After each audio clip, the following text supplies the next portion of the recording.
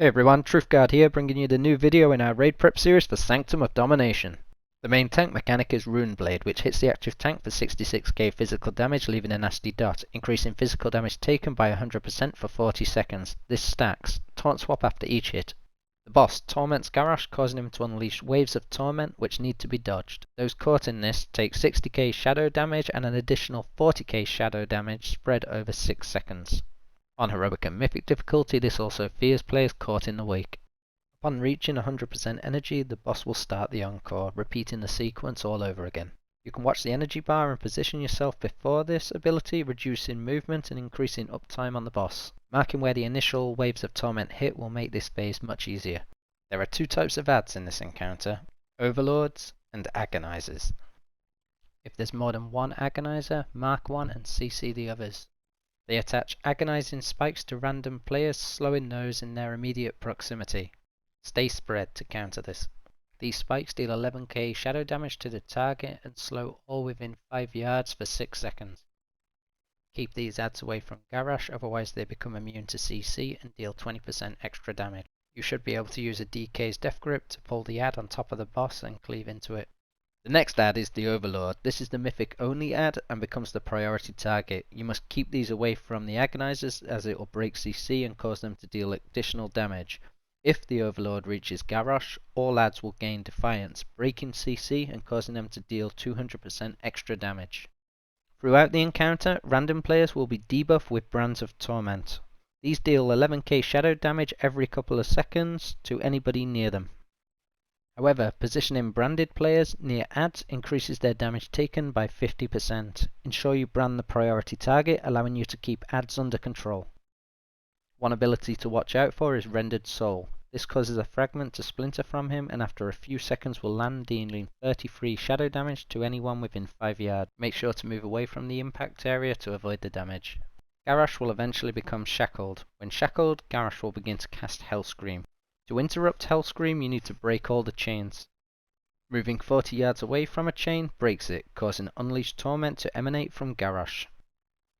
This deals 22k raid-wide nature damage per chain breaking. Allow the healers to recover before the team breaks another. We'll be testing a strat on PTR where we'll have 3 assigned players act as anchors, having a team stack in a safe position and recalling the anchors one by one. While stacked, we'll drop a Rallying Cry, Anti-Magic Zone, Barrier and Spirit Link Totem, having the anchors pop immunities and recalling them to move in.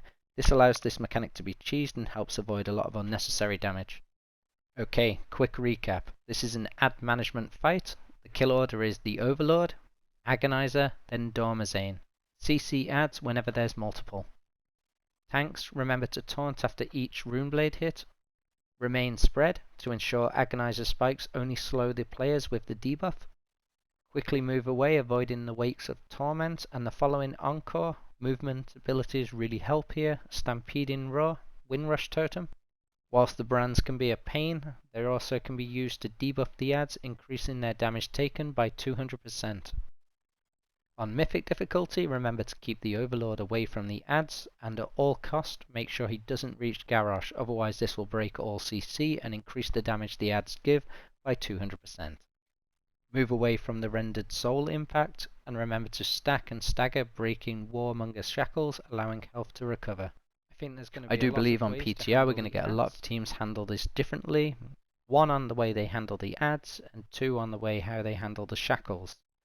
If a comp has a lot of CC here, you know, Hex, Sheep, Sap, Paralysis, Imprison, to name a few, maybe if the Paladin took Repentance talents, they could CC adds in the final stretch, effectively saving Lust for a big prolonged execute phase, ignoring the adds, aligning up CCs for a final burn when the boss is at 30-20%.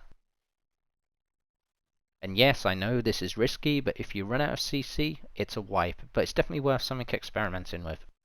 All in all, this is looking like a fantastic fight. There's plenty to do, there's plenty of tactics to play around with. On PTR, I think groups are going to have a lot of fun, and there's a lot of things to test. Really looking forward to getting into this, and if you're in my group and you're watching this guide, looking forward to doing it with you. See you soon. Please guys, as I'm a new YouTuber, please like, comment and subscribe. Any feedback you can give on ways we can improve these guides for the future would be greatly appreciated.